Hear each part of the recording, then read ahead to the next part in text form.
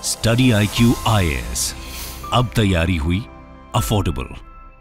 Hello everyone, I welcome you all to study IQ education platform. और एक news कल से वायरल हो रही है कि यूनियन कैबिनेट ने फाइनली 5 नई लैंग्वेजेस को क्लासिकल लैंग्वेज का दर्जा दे दिया है।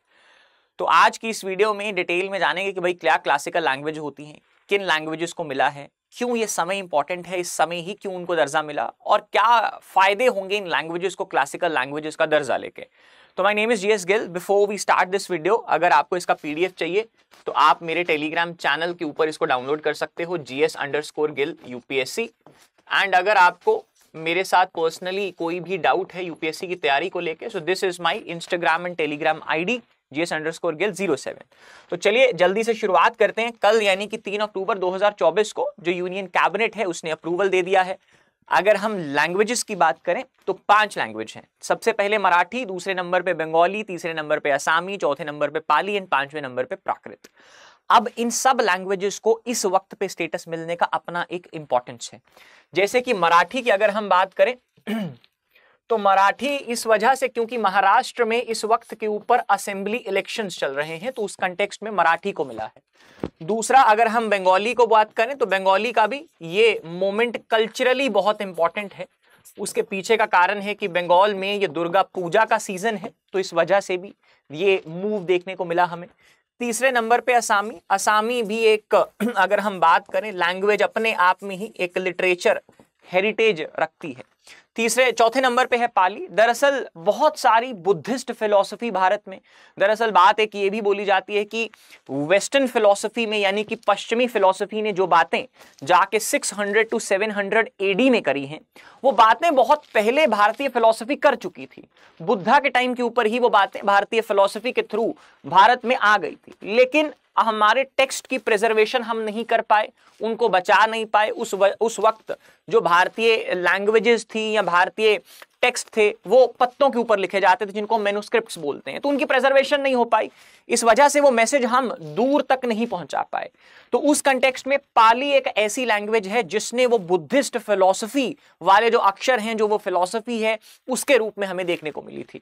उसके बाद हमारे पास प्राकृत है। प्राकृत आज भी बहुत सारी ऐसी प्रेजेंट भाषाएं हैं जिनकी मदर या जिनका ओरिजिन प्राकृत लैंग्वेज से ही माना जाता है। तो ये इन 5 का कंटेक्स्ट था। अगली अगर हम बात करें तो बैकग्राउंड इसमें जो हमने देखा कि महाराष्ट्र असेंबली इलेक्शन थे और बंगाल में जो दुर्गा पूजा वाला सीजन है, दैट इज सिग्निफिकेंट। अब आपको इसके साथ साथ एक बात और भी पता होनी चाहिए कि ये पहली बार नहीं है भारत में कि भारतीय सरकार ने किसी भी लैंग्वेज को क्लासिकल लैंग्वेज का दर्जा दिया हो। इससे पहले भी 6 लैंग्वेज को हम भारतीय संस्कृति के अंदर क्लासिकल लैंग्वेज का दर्जा दे चुके हैं, जिनमें सबसे पहले हमने साल 2004 में तमिल यानी कि तमिलनाडु की भाषा को यह दर्जा दिया था। उसके बाद साल 2005 आते आते भारतीय सरकार ने संस्कृत को क्लासिकल लैंग्वेज का दर्जा दिया। संस्कृत के बाद साल 2008 में हमने 2 लैंग्वेज, तेलुगु जो आंध्र प्रदेश और तेलंगाना रीजन में बोली जाती है, और कन्नड़ जो कि आज के कर्नाटक में बोली जाती है, इन दोनों को भी क्लासिकल लैंग्वेज का दर्जा दे दिया। उसके बाद साल 2013 में हमने यही दर्जा केरला में बोले जाने वाली मलयालम को दिया, और 2014 में उड़ीसा में बोली जाने वाली ओडिया लैंग्वेज को भी हमने ये क्लासिकल लैंग्वेज का दर्जा दे दिया। तो कुल मिला के अभी भारत में 6 + 5 यानी कि 11 लैंग्वेजेस ऐसी हैं जिनको भारतीय गवर्नमेंट द्वारा क्लासिकल लैंग्वेज का दर्जा हासिल है। उसके बाद अगर हम क्राइटेरिया की बात करें तो कुल मिला के 3 क्राइटेरिया होते हैं किसी भी लैंग्वेज को क्लासिकल लैंग्वेज का दर्जा मिलने के लिए, जिसमें से सबसे पहला है कि वो लैंग्वेज लगभग 1500 से 2000 साल पुरानी होनी चाहिए भारत में। अगर हम प्रेजेंटली अंदाजा लगाएं तो लगभग ये 0 से लेके 500 AD के बीच में अगर लिखी गई है या उससे पहले लिखी गई है तो हम इस लैंग्वेज को क्लासिकल लैंग्वेज का दर्जा दे देंगे। उसके बाद जो इसके टेक्स्ट हैं ये ओरिजिनल होने चाहिए, किसी से बोरोड नहीं होने चाहिए। एग्जाम्पल या उदाहरण के तौर पे अगर हम आज की पंजाबी को देखें, पंजाबी लैंग्वेज में बहुत सारे शब्द ऐसे हैं जो संस्कृत से इंस्पायर्ड हैं, तो वो अपने आप में एक ओरिजिनल लैंग्वेज नहीं है। मोर ओवर अगर हम आज की टाइम पे डिमांड करें कि पंजाबी को ये स्टेटस मिलना चाहिए, पंजाबी या गुरमुखी जो उसकी स्क्रिप्ट है उनका ओरिजिन हमें 1300 के आसपास देखने को मिलता है। जब गुरु नानक देव जी का बर्थ होता है तो उस वक्त के ऊपर ये लैंग्वेज प्रचलित हुई थी ज्यादा। उसके बाद एक और रीजन है कि भाई मान लीजिए जैसे आज संस्कृत है, तो संस्कृत जब ओरिजिन हुई थी उसके बाद से लेके अभी तक संस्कृत के बहुत सारे वर्जन्स हैं। जो संस्कृत लोग जिन्होंने पढ़ी होगी वो खुद बता पाएंगे कि भाई आज संस्कृत के बहुत सारे वर्जन हैं which are slightly different from the original version. तो बोला यह गया कि अगर जब लैंग्वेज ओरिजिनली परसीव हुई थी वहां से लेके आज तक जो कि प्रेजेंट टाइम है, लैंग्वेज में कुछ ना कुछ डिफरेंस आ जाए हल्का सा, तो क्या ओरिजिनल और मॉडर्न लैंग्वेज में अगर डिसकंटिन्यूटी हमें देखने को मिलती है तो क्या लैंग्वेज को दर्जा मिलेगा? जी हाँ, इसका जवाब है हाँ। अगर थोड़े बहुत स्लाइट डिफरेंसेस आ भी गए हैं, लेकिन अगर वो लैंग्वेज 1500 से 2000 साल पुरानी है और वो कहीं से बोरोड नहीं है, ओरिजिनल है, तो हम उसको दर्जा देंगे। इसके बाद अगर हम अगली बात करें तो गवर्नमेंट के रिएक्शंस क्या हैं। प्रधानमंत्री नरेंद्र मोदी जी ने बोला है कि भाई या इसकी कल्चरल सिग्निफिकेंस बहुत है।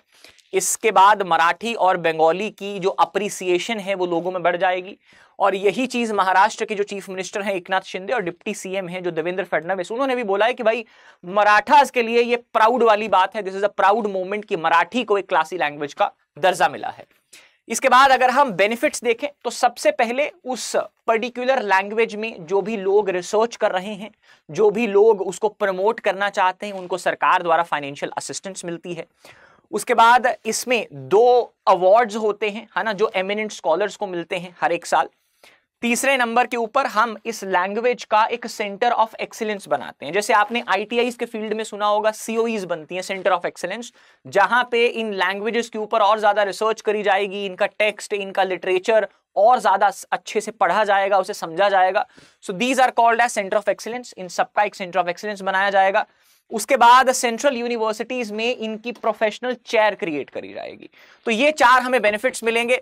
इसके बाद जो सरकार है उसका मानना ये भी है कि इसमें जो जॉब क्रिएशन होगी इन लैंग्वेजेस के जरिए, है ना, उसके बाद इसमें ट्रांसलेशन करी जाएगी, डिजिटल मीडिया के थ्रू लैंग्वेजेस को प्रिजर्व करा जाएगा। ये आज के वक्त पे हमें जरूर ये बात छोटी लग रही है, बट इसको आप थोड़ा आगे जाके समझिए।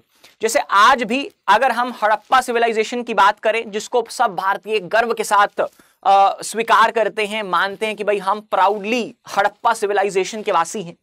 हड़प्पा सिविलाइजेशन की जो स्क्रिप्ट है वो आज तक उसको हम डिसाइफर नहीं कर पाए हैं, है ना।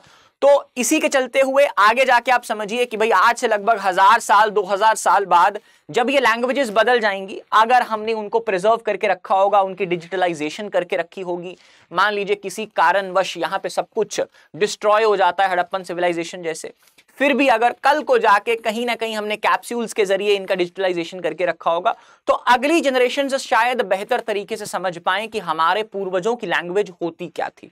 तो वो सब फायदे मिलेंगे क्लासिकल लैंग्वेज को। उसके बाद एडिशनल कंटेक्स्ट आपको मैं थोड़ा सा और बता दूं कि भाई जो भारत में लैंग्वेजेस हैं वो 8वें स्केड्यूल में हैं, तो उनको स्केड्यूल्ड लैंग्वेज बोला जाता है। कुल मिला के हमारे पास 22 लैंग्वेजेस हैं। सेंसस 2011 की अगर हम बात करें तो भारत में 121 मदर टंग बोली जाती है ना। उसके बाद अगर हम स्टैट्स की बात करें, भारत में 43% लोग ऐसे हैं, आपको पता होना चाहिए, जिनकी हिंदी सबसे फर्स्ट लैंग्वेज है। लिंग्विस्टिक एक्सपर्ट्स की अगर बात करें हम तो इसमें जो क्लासिकल लैंग्वेजेस का दर्जा है उसमें जो साहित्य अकेडमी के प्रेसिडेंट हैं ये सब लोग बैठते हैं, और साहित्य अकेडमी के अवार्ड्स भी मिलते हैं क्लासिकल लैंग्वेजेस को। तो ये थी आज की इंफॉर्मेटिव वीडियो। एंड अब ये क्वेश्चन आपको कमेंट्स में जरूर बताना है कि which of the following does not have a classical language status in India? Urdu, Tamil, Prakrit and Telugu. Do mention in the comments. अगर आपको इसका पीडीएफ डाउनलोड करना है तो आप मेरे टेलीग्राम या इंस्टाग्राम पे डाउनलोड कर सकते हो, that is gs_gill07। So that was it for today's video. Thank you so much. See you guys in the next one. Study IQ IAS, अब तैयारी हुई अफोर्डेबल।